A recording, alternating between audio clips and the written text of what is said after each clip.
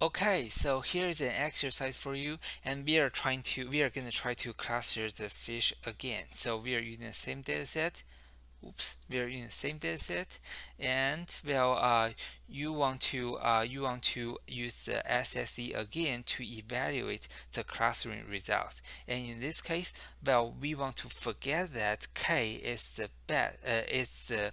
There are a total of K different species of the fish, and then we want to use our way to determine what is the best K value for this data set. Okay, so you can make use of the Euclidean distance, and after that, and you also need to use this K-means SSE. And for this K-means SSE function, you have already seen my version, and for this part, you do have to make a small modification, just a small modification.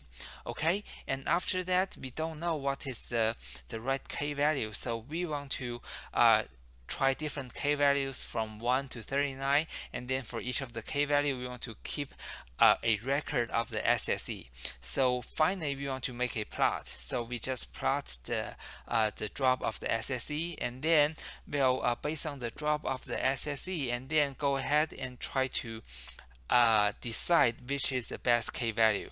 So um, based on my observation, it seems that I'm gonna pick a 5 here because, before 5, every time we increase the k by 1, and then there is a good job of the SSE. And then after 5, the SSE is still dropping, but the speed of the dropping is not that significant. So, if I don't know the ground truth that there are a total of the 5 species, and then the ground truth says there are a total of 4 species. But if I don't have that, probably I'm gonna use 5 as the number of the clusters.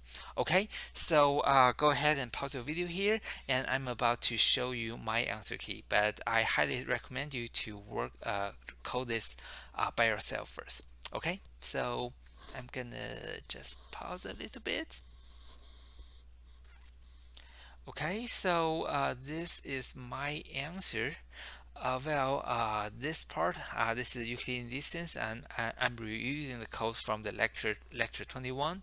And after that, I want to do a standard. I want to just try one of them, and with the k as 4, so I create the standard scalar and the k means.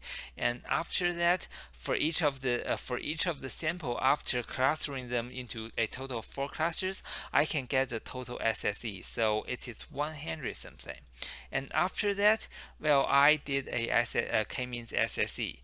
And here, I just use the length of the dataset. So remember the last time when you see this function in the lecture 21, there is a divided by 2. But in this case, I don't have to do that, because if you want to check the dataset, so this dataset is a this is a nested list. So that is a Python nested list. So this is not a NumPy list.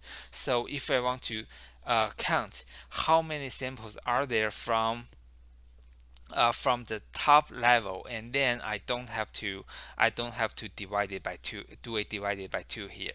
Okay, and after that I do another iteration, and then for each of the value between 1 and 40, and I set that to be the I, and then using that I call the k means SSE, and then I want to do this kind of the plot. Okay, so this is the plot, and then I also added the labels for the X and Y, and then for the title of the plot. So as I said, if I don't know the ground truth, I don't know there are a total of 4 species, my guess after seeing this eyeball plot, probably I'm going to pick 5 as a k value. Okay, so that's it for today's lecture, and I will see you guys tomorrow. Bye.